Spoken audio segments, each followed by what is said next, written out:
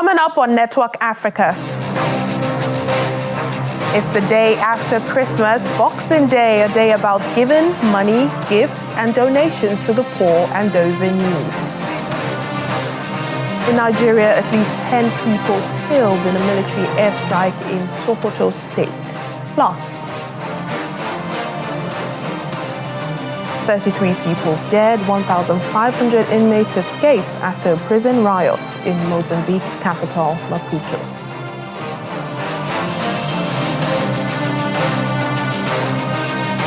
Hello and welcome to the program. Today I'm Layo Olarinde. It's a sad time in Sokoto State, northern Nigeria, where at least 10 persons have been killed in a military airstrike while pursuing bandits in the Gidan Biza village of Silame local government area. Chairman of the area, Abubakar Gita Rana, says the incident happened when 2 military fighter jets erroneously dropped bombs in the village, leaving 10 villagers and many livestock dead.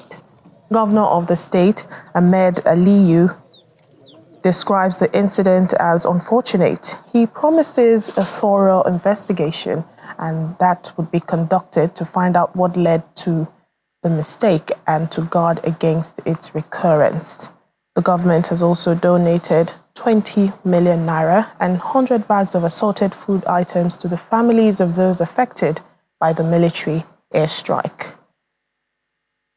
On behalf of government, I'm here to express my deepest condolences to the families and the loved ones of the victims of this very tragic incident.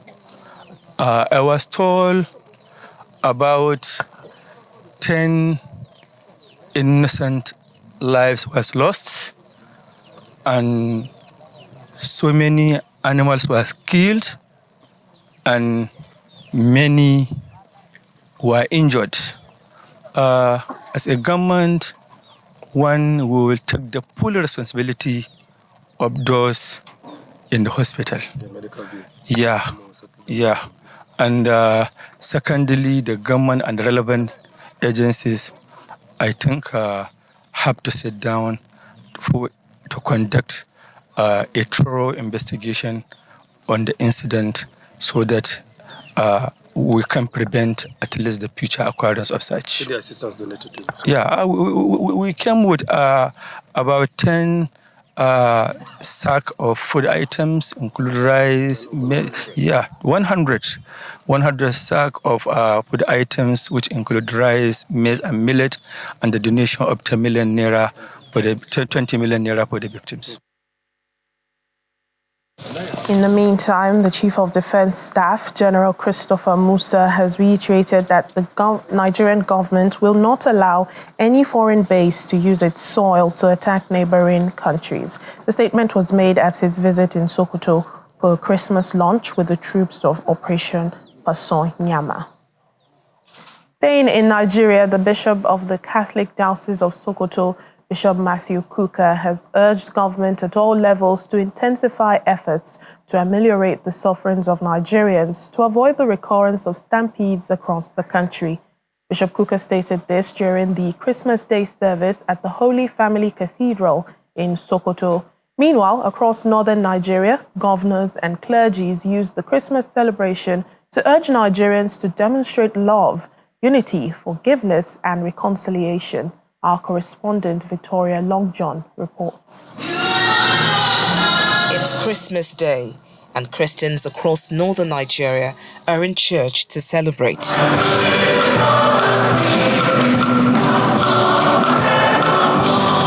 At the Holy Family Cathedral in Sokoto, the Bishop of the Catholic Diocese, Bishop Matthew Kuka, in his sermon, urged government to improve on the well-being of Nigerians, citing the recent stampedes across the country. Our government at all levels must take the necessary steps to ameliorate the mass suffering that have befallen us.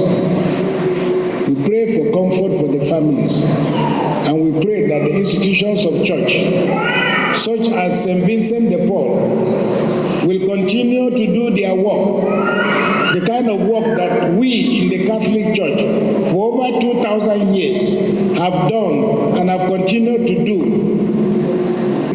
And I assure you, next year should be and will be better than next year. I mean, than the year that has passed.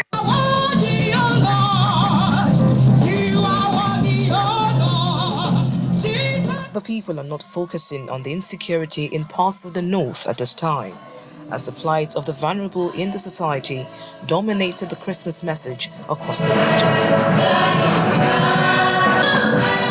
We call on our leaders to consider masses in this country, because masses are very important in this country, and without masses, they won't be where they are today.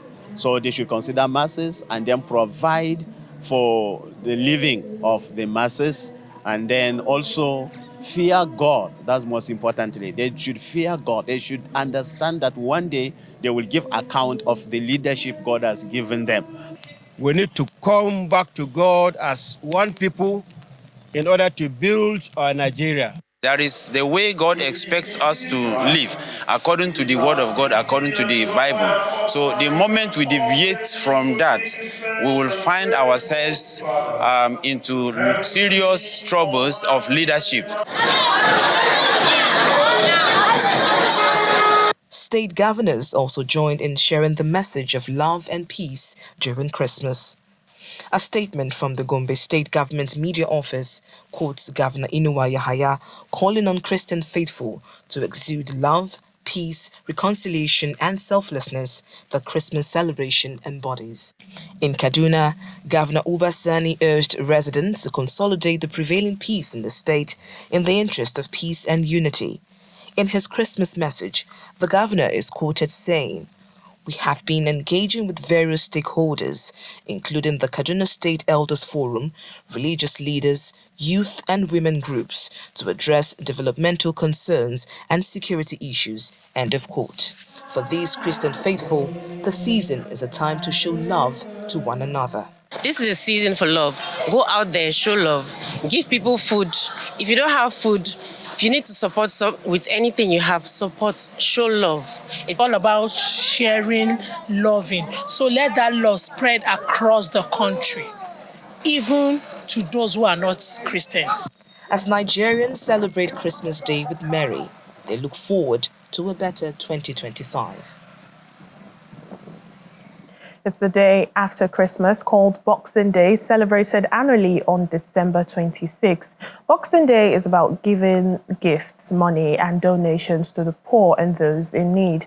The day is said to have originated in the United Kingdom and is celebrated in several Commonwealth countries, and is also a public holiday. Now, during the holiday season, philanthropic efforts such as food drives, toy collections, and support for shelters are some of the characteristics of the season. Giving gifts at this time of the year is embedded in many cultures. Jesus, the reason for Christmas, received gifts of gold, frankincense, and myrrh as a baby from wise men described in the Bible. In our modern day, there's also Santa Claus, ready with his gifts to dish out to delighted children. However, acts of philanthropy this season have been accompanied with tragedy. Several people, mainly women and children, losing their lives here in Nigeria. At least 35 children were killed in southwestern Oyo State. 22 others died in southeastern Anambra State. Another 10 dying in the capital Abuja, where over 1,000 people had gathered at a church to receive clothes and food. Now, they did not die on the road. They didn't die on road accidents or as a result of insecurity. They died in trying to participate in these charity events. Now, how can we prevent this from happening? Can Nigeria do these philanthropic events without such tragedies? Well, joining us now to answer these questions and more is Ibironke Adeagbo. She is the founder of Ibironke Adeagbo Foundation and a philanthropist. Her foundation has the objective of helping people and helping out-of-school children from the streets and enrolling them in schools. Thank you so much for your time on the program, and Merry Christmas to you. Merry Christmas and thanks for having me. You're welcome to the program. Now, this is a season of giving. Let me begin by asking you, have you had any giveaways this time of the year? What my foundation has been doing is going on the street and picking up children from the street and putting them in school and making sure they have access to education. And we also provide feeding for these children when they're in school, because as you would appreciate, without food, they cannot study. So what we've been doing basically is to make sure the children have food in their stomach when they're accessing education. Indeed, talking about food, it's a major one for all humans. Food is very important. And I believe you've heard the unfortunate incidents that have happened in Nigeria in the past week. As a philanthropist, how do you feel about this? First of all, my heart goes out to the 35 families that lost their children in the Ibadan tragedy. And also my heart goes out to those who lost their life in Abuja and in Anambra. I pray that we would not witness this again. This is really very sad, because I know the intention of those philanthropies was not for this to happen. It is quite unfortunate that this is what happened. However, having said that, because there's so much poverty in the land and people are so hungry, anytime anyone hears that there's going to be some philanthropic activities, people go there in their thousands. And therefore, the country needs to actually regulate this. There needs to be strong legislation around this. If you are trying to organize a session where you want to give out things to people, knowing that there's poverty in the land, there needs to be some legislation around it. The legislatures must come up with rules and regulation of what constitutes crowd and what sort of crowd control mechanism have you got in place. Having put the legislation in place, there needs to be the regulation. And the regulation could be done by the local authority, whereby before you organize anything like this, you need to apply to the local government and get a license. And when you apply for that license, you also complete what we call the risk assessment form to be able to explain how you intend to mitigate anything going wrong during that session. Once these are in place, the organizers also need to demonstrate what measures they've put in place, what security officers, how many are going to be in place, how do you plan to safeguard these children? So if all these are in place, we'll be able to mitigate things like this happening again in future. Indeed. But what do you think, was the problem at these events? Some have said poor crowd management on the part of those organizing and getting the gifts. What would you say was the problem? There was poor crowd control. Because they've gone on the radio to announce this, so people have gone there in their thousands. And I do not seem to see the mechanism which the organizers have put in place to control the crowd. They said they went on the radio to tell them, don't go there anymore. That is not crowd control. You need to have boots on the ground. You need to have security personnel on the ground that will restrain these people from coming to the venue. What can they demonstrate what they did along those lines? Other than saying on the radio that do not come there. These people are hungry. No matter how you tell them not to come, they will still come. You need to have security forces on ground that will restrain them from accessing the premise once your quota is achieved, basically. So that is what I think went wrong. There was poor crowd control. I don't know if they were licensed to do what they did, and basically safeguarding was not in place, knowing that you are inviting young children to come and collect money. What safeguarding mechanism was in place? I could not see any. So this, in my opinion, is what the organizers did that was not right. Yeah, it's quite an unfortunate one. But you are a Nigerian. You've lived here, before emigrating to the UK, which you now call home. What would you say is the best way to organize philanthropy safely? Right. So philanthropy is a very good thing, and it's a big business in the UK. However, we need to make sure we do things properly. In the UK, philanthropy is being regulated by an authority called Charity Commission. So before you embark on things like this, you need to make sure you comply. You need to have registered with them for starters. And if you want to do things like this, you need to comply with their policies and procedures of doing things like this. Otherwise, they would not allow you to do it. You need to make sure you have the right license in place to be able to organize this. And if you're organizing this in a venue, you need to show your risk assessment to say the number of people, the maximum number of people that could access that premises.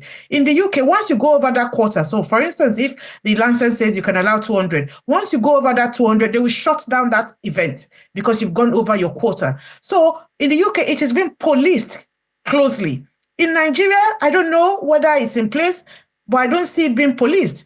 People can go over the quota, which the venue can accommodate, and then nobody will do anything about it. Who is policing it?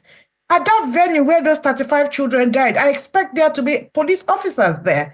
I expect there to be wardens there, actually guiding these children and their parents to make sure there is no stampede.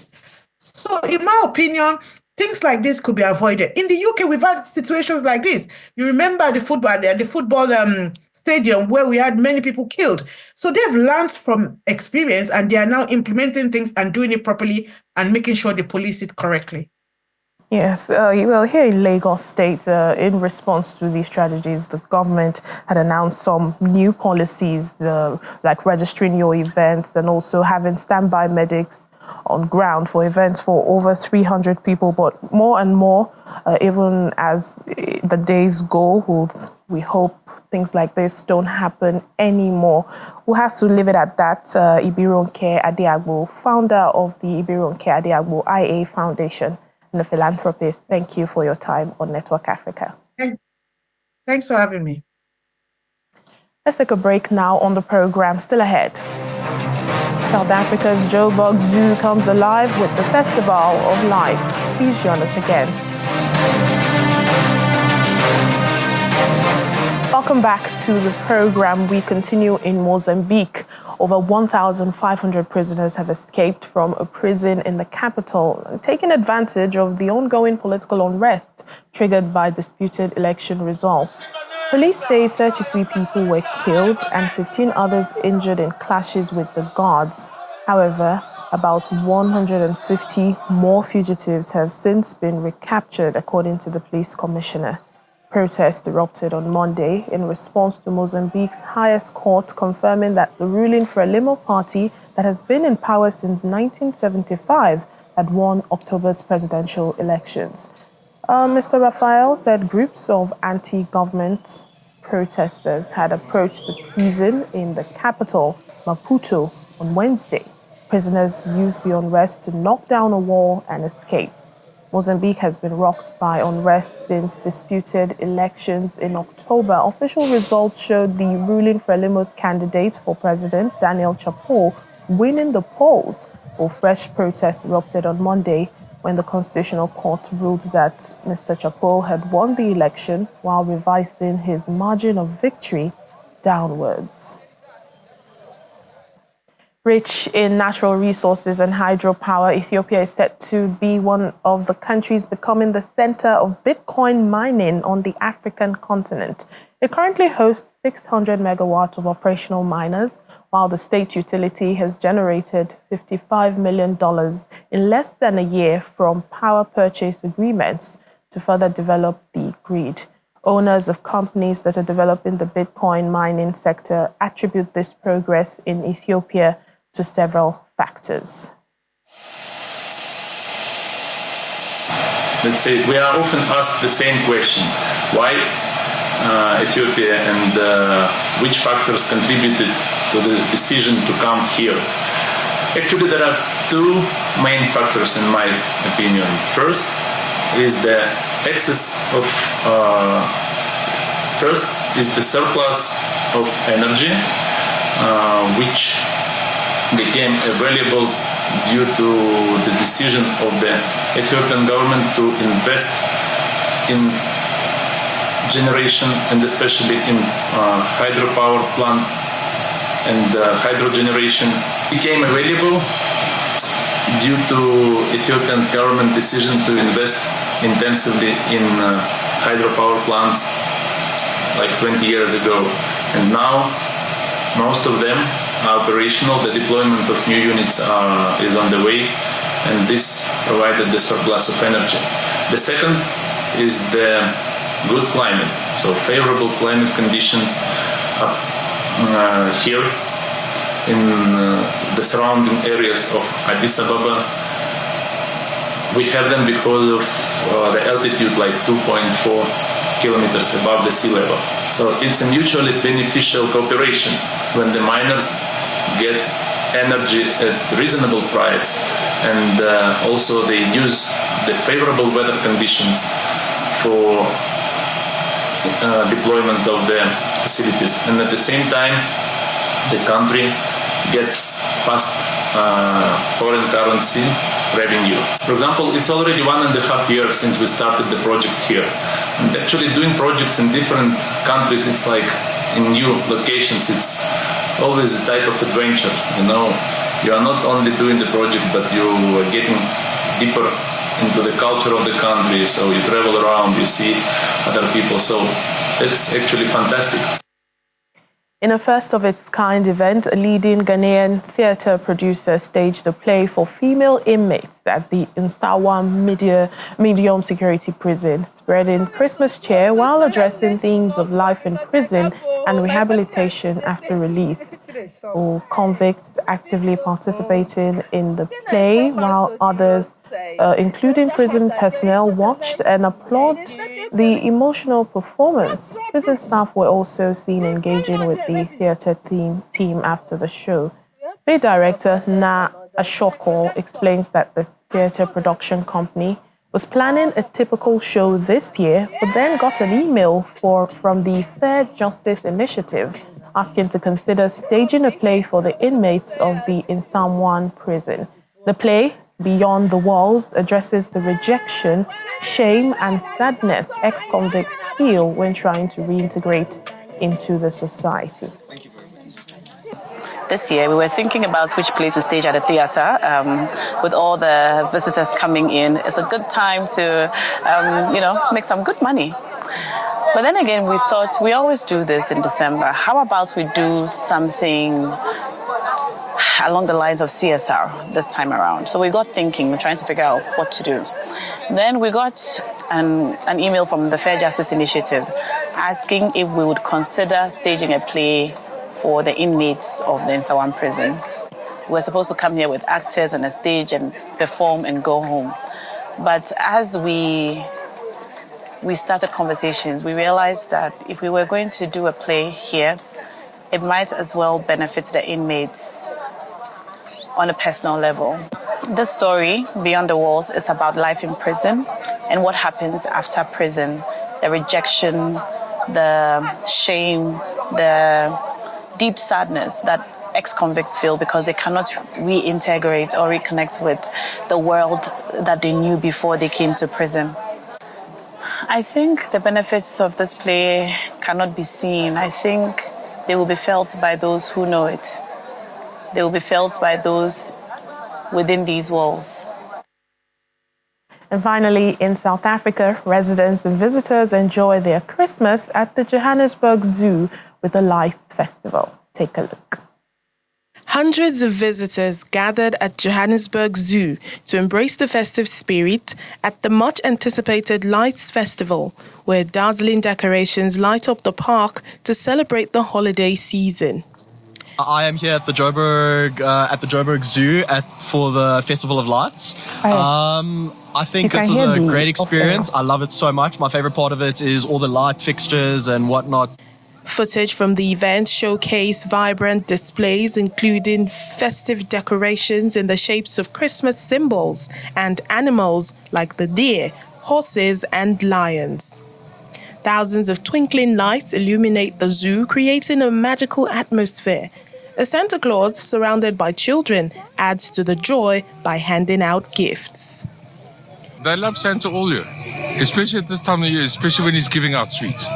There's beautiful lights over here. People must come out, enjoy themselves, have fun, and just sharing the festive spirit with everyone that's here tonight. First-time attendee James describes the festival as a wonderful experience, while another guest who brought her family notes that it's a great place to come with family. I came in Johannesburg to check the City of Lights Festival. It's a wonderful experience. The first time I ever see this, so I'm really proud. I wish this could be available in Rustenburg. I'm here with my sisters, my mom and my nephew, and it's been really fun so far. We got to take some really cute photos with the lights and everything. So far so good. Food is awesome, entertainment is awesome, people are awesome, so yeah. Santa is awesome. Santa is awesome. And the Grinch. Everything is awesome. The Lights Festival from November 28th to January 5th, 2025 offers more than just the illuminating displays. Visitors can enjoy dance performances, food and craft markets, and a host of other festive activities, making it an unforgettable experience for all. And that's it on the program today. Thank you so much for watching. I'm Layo Olarinde. Happy Boxing Day.